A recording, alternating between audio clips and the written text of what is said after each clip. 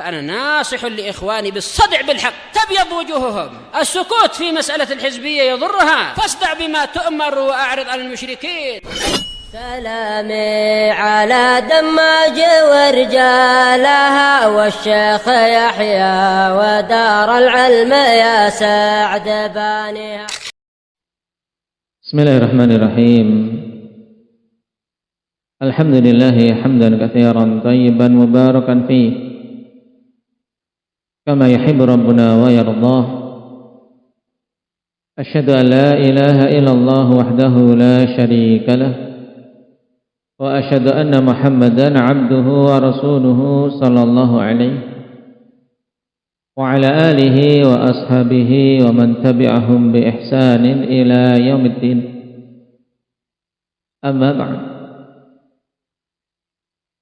ikhwanil kiram rahimani wa rahimakumullah.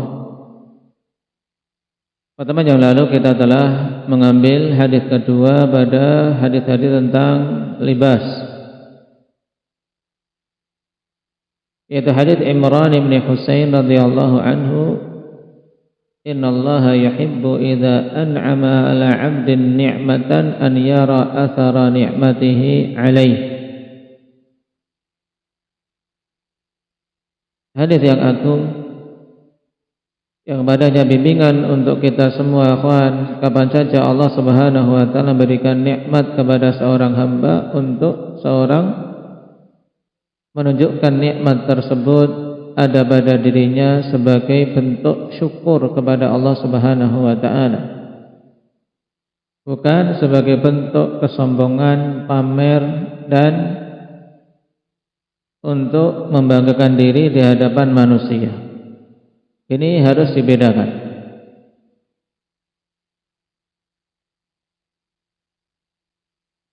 Dan sekarang kita masuk pada bab berikutnya.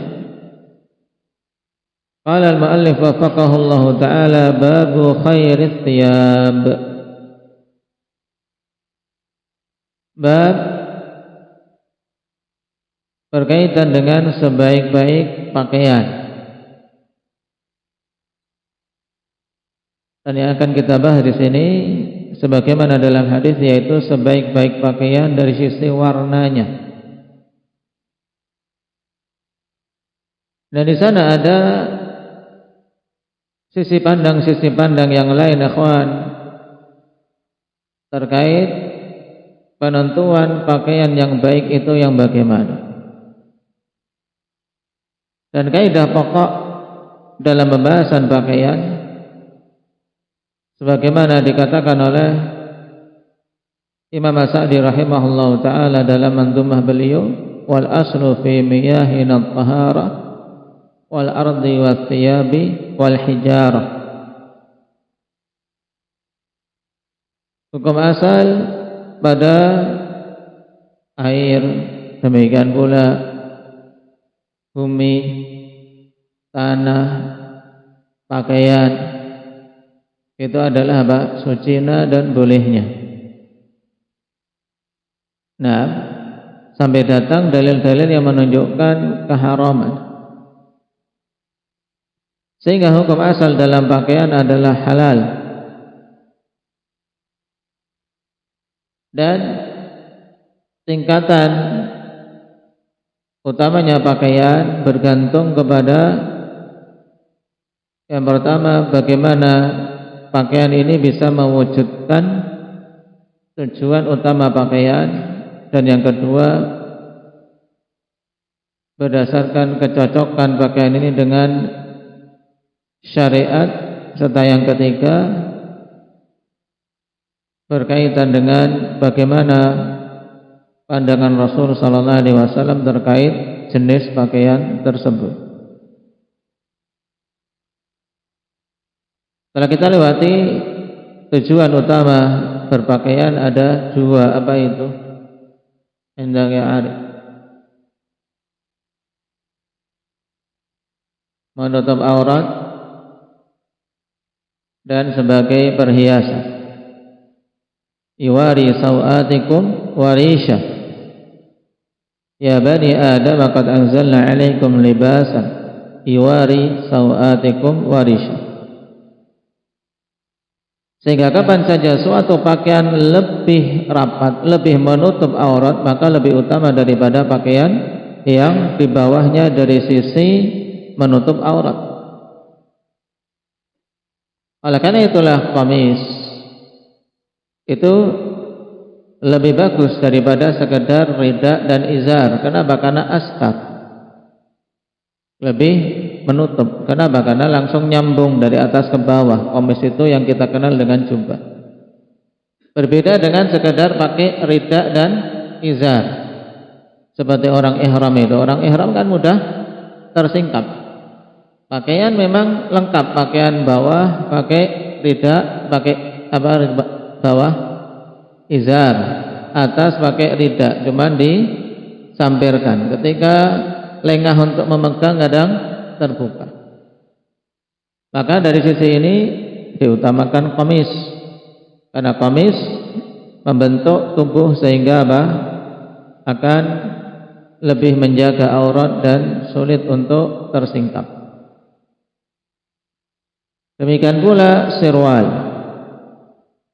Sirwal lebih disukai daripada sekedar memakai izar.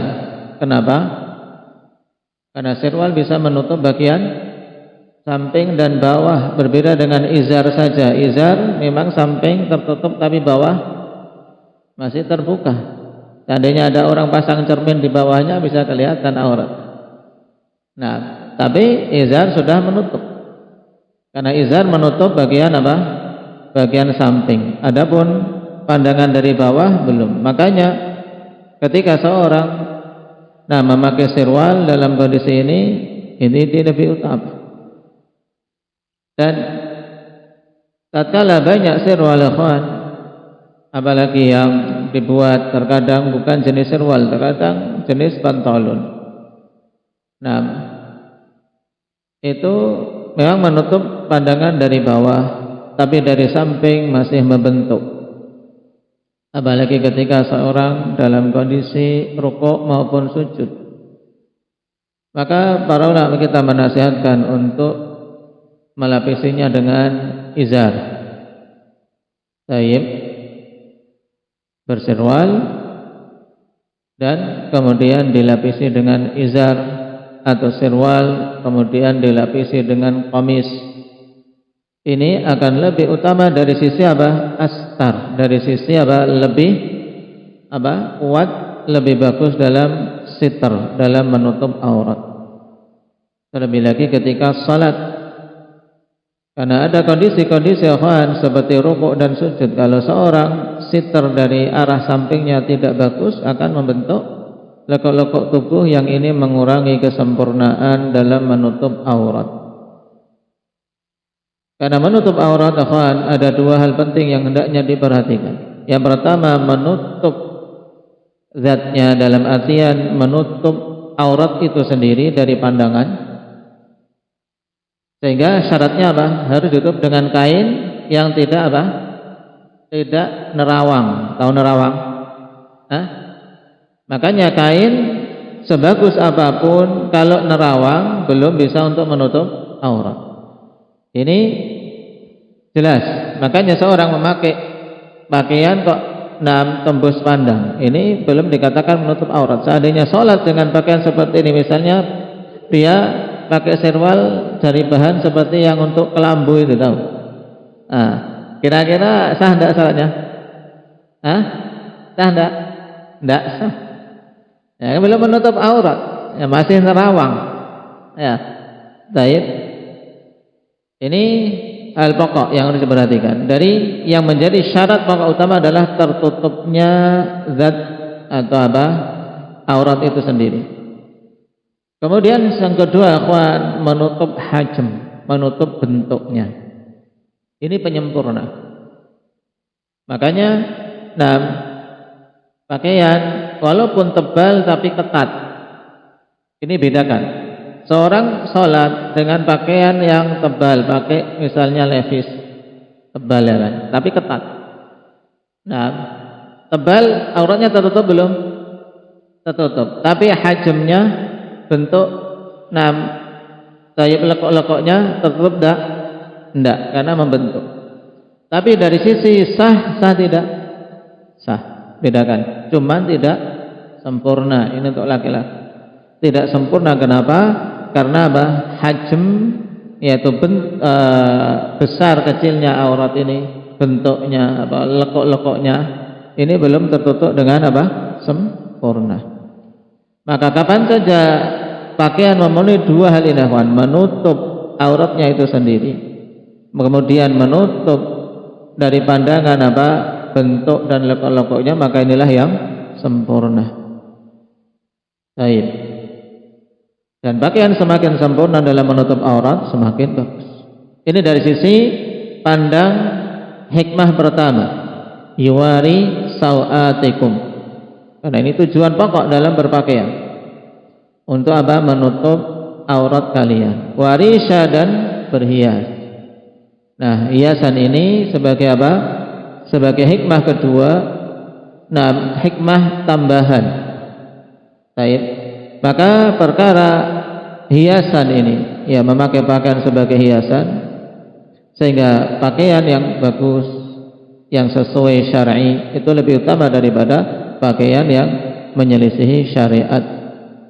Nah, di sini dari sisi warna diantaranya yang menentukan untuk zina. Nah, warna yang paling bagus sebagai zina, sebagai hiasan itu apa? Ini yang akan kita bahas dalam hadis kita. Baik.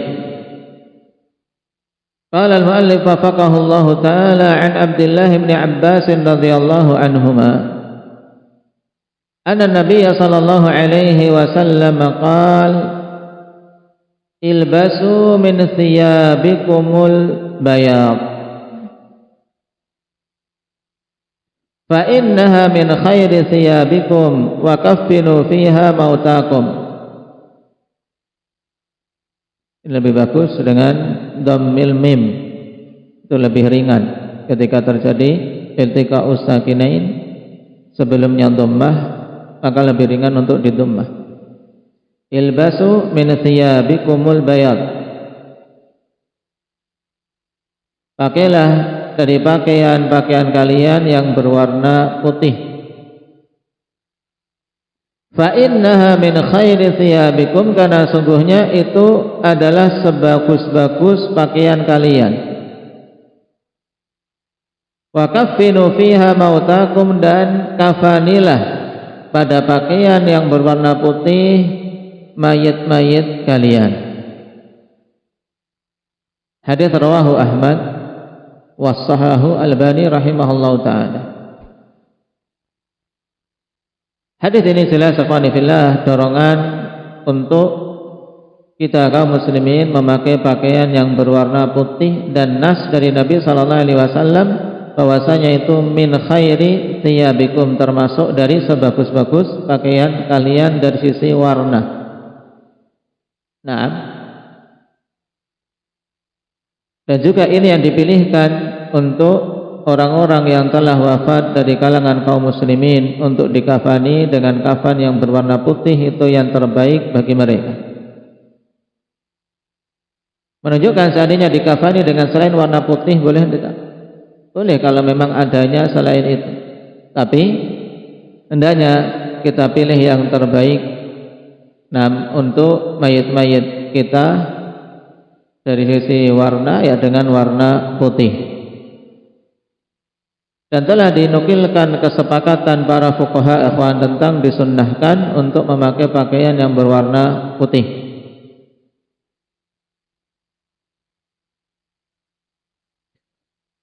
Dan telah datang dari hadis yang lain dalam Musnad Ahmad, demikian pula Nasa'i, disahihkan oleh Al-Hafidz Ibnu Hajar dari Samurah bin Jundub.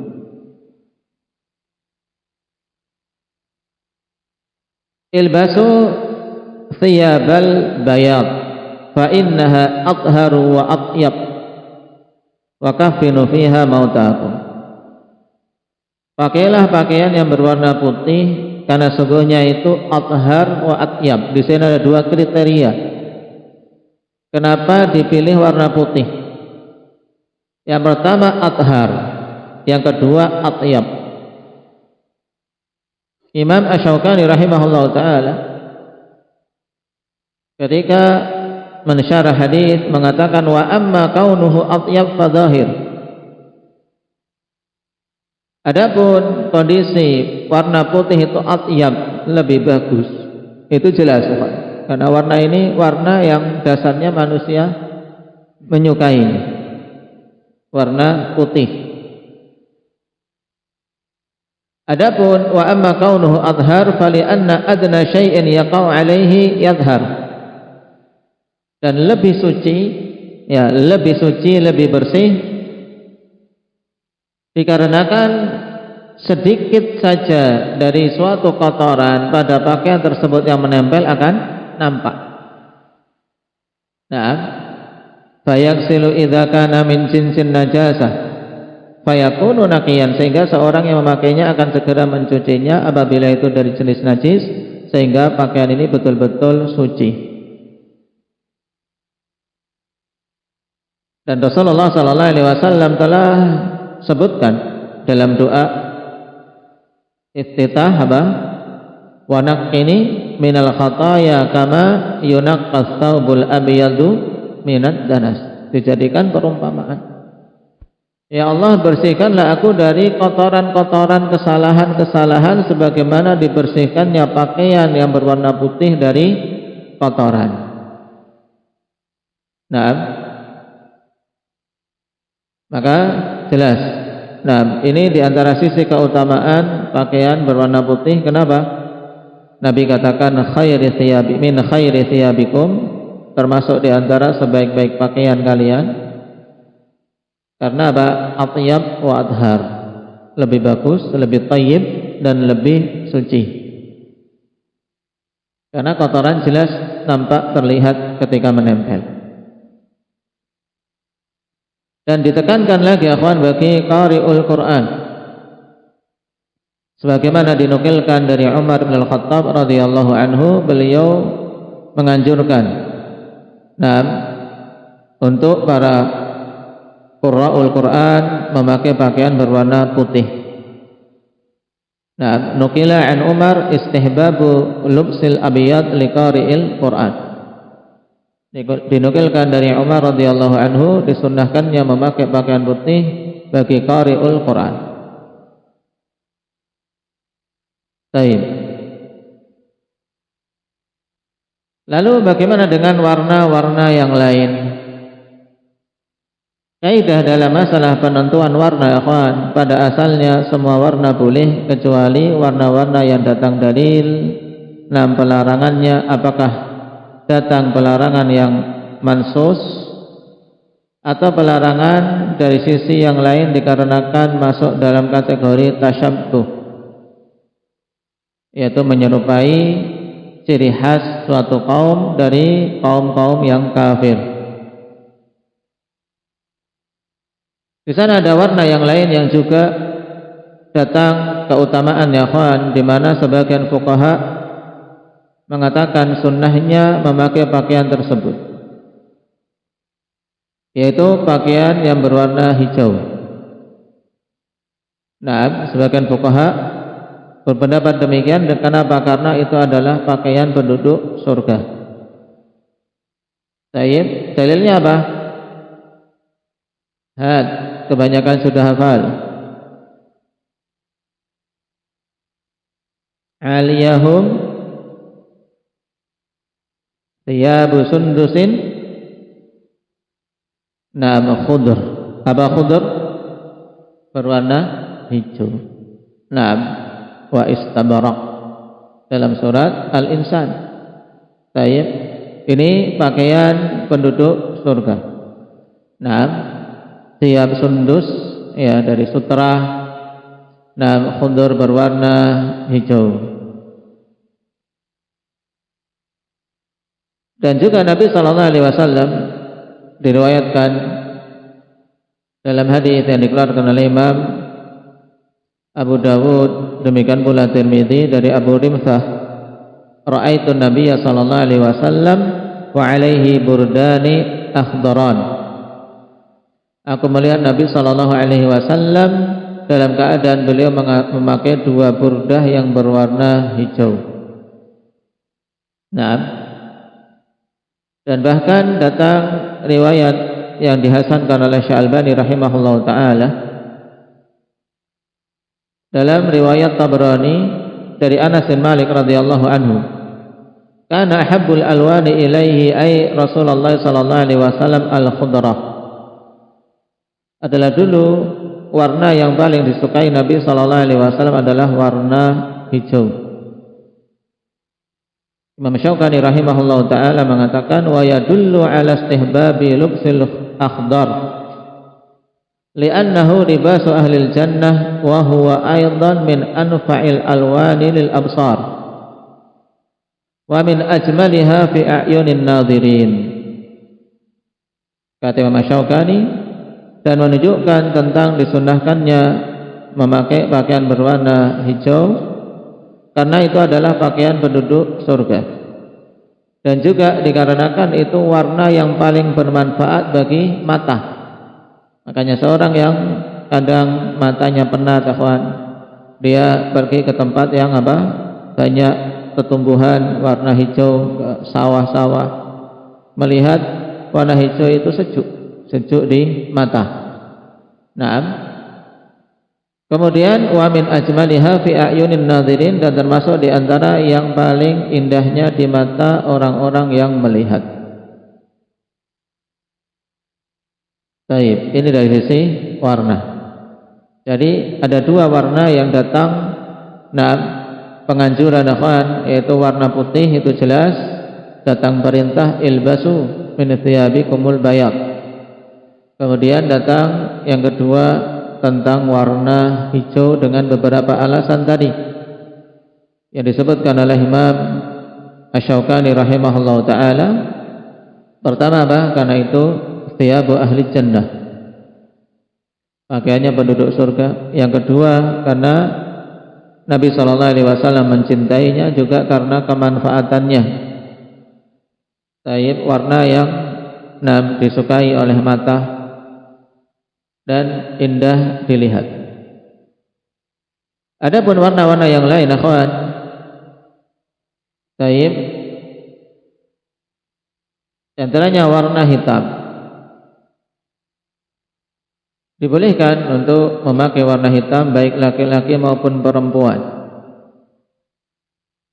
sehingga tidak ada istilah kemudian laki-laki memakai warna hitam tasyabbuh bin nisa, tidak. Karena warna ini warna yang diperbolehkan untuk laki-laki dan perempuan. Sebagaimana datang dari Aisyah radhiyallahu anha, beliau mengatakan kharajan Nabi sallallahu alaihi wasallam dzata ghadatin wa alaihi mirqun murahhalun min sya'rin aswad. Nabi sallallahu alaihi wasallam suatu ketika keluar dalam pakaian mirton. Mirton itu izar, yaitu sarung mudahnya. Murahhalun min sya'rin aswad, yaitu sarung yang yang terbuat ditenun, ditenun dengan garis-garis dari sya'rin aswad, dari bulu yang berwarna hitam. Dalam artian berarti sarung yang ada padanya warna hitam. Taib. Hadis dikeluarkan oleh Imam Muslim. Dan lebih jelas lagi pada hadis yang diriwayatkan oleh Imam Bukhari dari Ummu Khalid. Utiya Nabi sallallahu alaihi wasallam bi thiyabin fiha khamisatun sauda. Diberikan kepada Nabi sallallahu alaihi wasallam pakaian yang padanya ada qamis berwarna hitam. Baik, faqala man tarawna naqsu hadhil khamisah. Kemudian Nabi sallallahu alaihi wasallam mengatakan, siapa yang kalian pandang untuk kami berikan pakaian ini, komis ini mau diberikan ke siapa? Nah, maka kaum itu semuanya diam, walaupun mungkin semuanya kepengen, tapi diam. Sampai Nabi SAW kemudian meminta untuk didatangkan Ummu Khalid. Itu nih Ummi Khalid. Baik. Kemudian didatangkanlah Ummu Khalid tersebut. Nam fa'albasaniha biyadih. Kemudian dipakaikan komis tersebut. Faqala abli wa akhriki marratain. Nah, menunjukkan ini juga dipakai oleh wanita karena Ummu Khalid saat itu masih kecil. Nah, ini termasuk juga sayangnya Nabi sallallahu alaihi wasallam kepada anak-anak kecil. Dipakaikan langsung oleh Nabi sallallahu alaihi wasallam komis tersebut. Nah, komis wanita.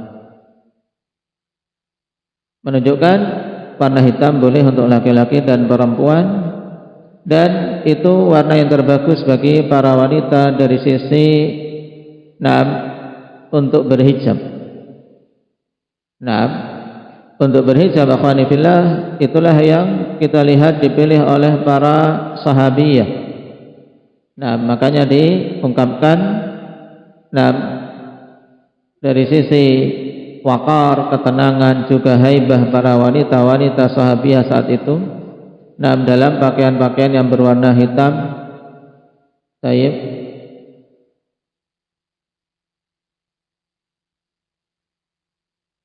Di mana pakaian ini taib menyempurnakan dari sisi sitar, dari sisi penutupan terhadap aurah, dan jauh dari zina, jauh dari, dalam artian jauh dari hal-hal yang bisa menimbulkan fitnah kepada orang yang melihat. Ini untuk hijab para wanita yang terbaik dengan warna hitam.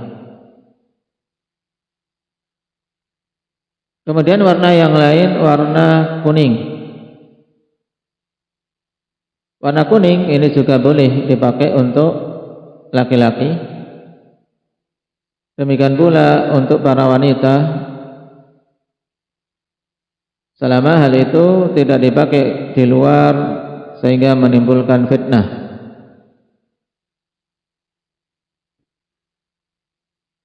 Adapun dalil bahwasanya yang dipakai oleh laki-laki, hadis Sulaiman At-Taimi dalam Sahih Bukhari, ra'aitu ala Anasin burnusan asfar min khazzin. Aku melihat Anas memakai burnus yang berwarna kuning. Burnus yang berwarna kuning. Taib. Dan burnus ikhwan yaitu apa? Komis yang ada tudung kepalanya. Ya, komis hoodie yang ada tudung kepalanya langsung, itu namanya burnus. Burnus berwarna kuning, kekuningan. Ini menunjukkan warna kuning asalnya boleh. Demikian pula jenis burnus ini asalnya boleh. Walaupun pada sebagian tempat akhwan dulu, sebagian ulama, sebagian fuqaha mengatakan dibencinya memakai burnus karena menjadi salah satu pakaian yang menyerupai pendeta-pendeta ahlul kitab. Ini menunjukkan bahwasanya tasyabbuh terkadang akhwan pada suatu tempat, ketika suatu pakaian di tempat tersebut menjadi ciri khas kelompok-kelompok ahlul batin, menjadi ciri khas orang kafir, maka hendaknya dijauhi.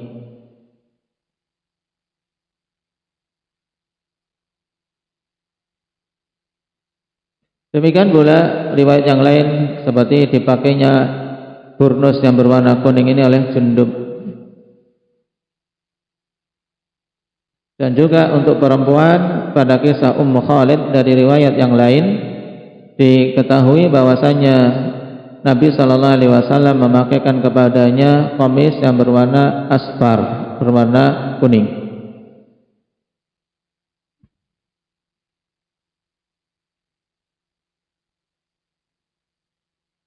Kemudian warna merah.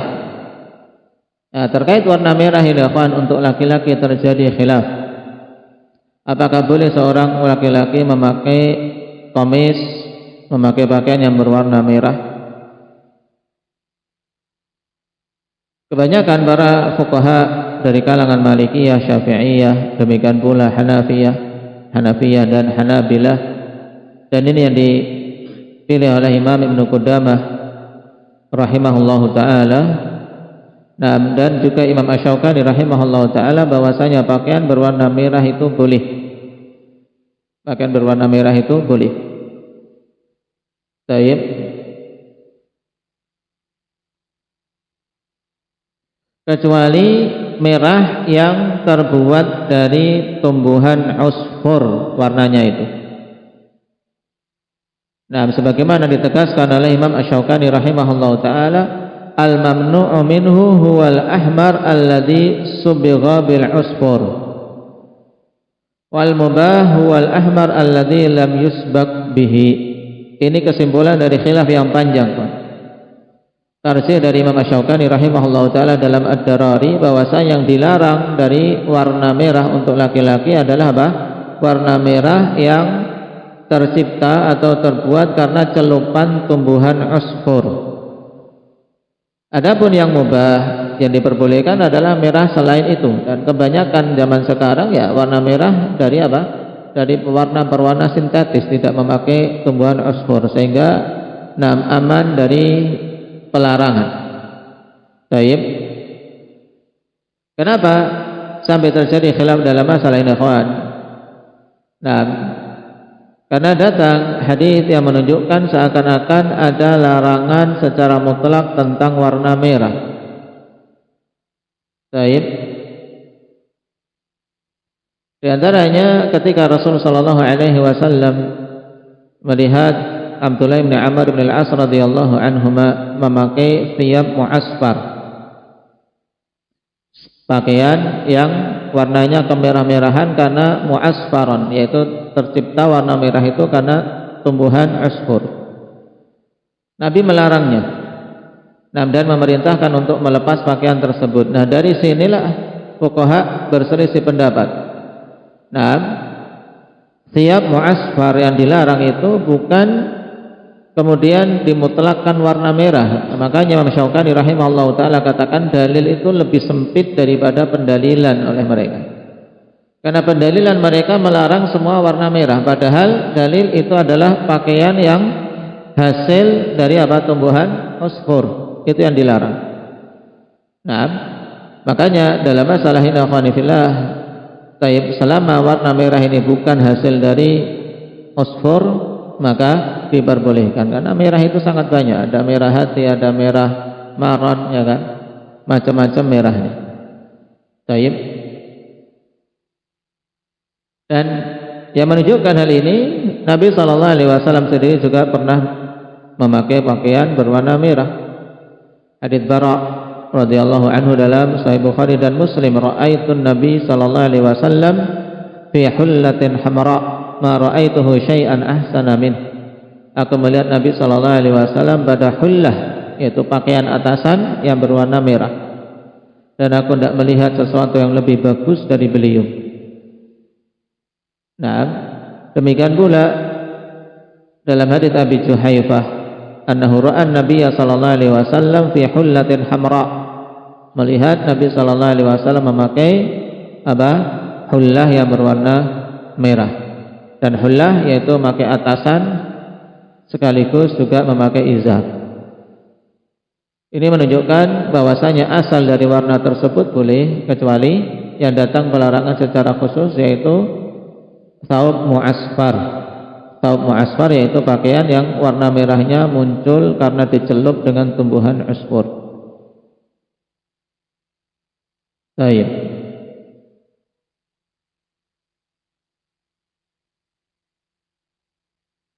Demikian pula diperbolehkan untuk memakai pakaian yang badannya garis-garis mukhattat, dengan beberapa warna. Baik, ini menunjukkan dari sisi warna, kawan, tidak ada larangan khusus nas tentang warna yang dilarang, kecuali tadi Nabi SAW melarang dari apa? Dari thawb mu'asfar. Baik, dari thawb mu'asfar yaitu pakaian yang muncul warna merah karena tumbuhan asfur. Baik. Adapun warna-warna yang lain pada asalnya boleh, kecuali akhwan tadi warna-warna khusus yang menjadi ciri khas.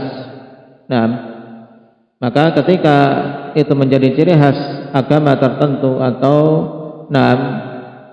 keyakinan-keyakinan tertentu, hendaknya seorang menjauhi untuk tidak terjatuh dalam tasyabbuh terhadap mereka.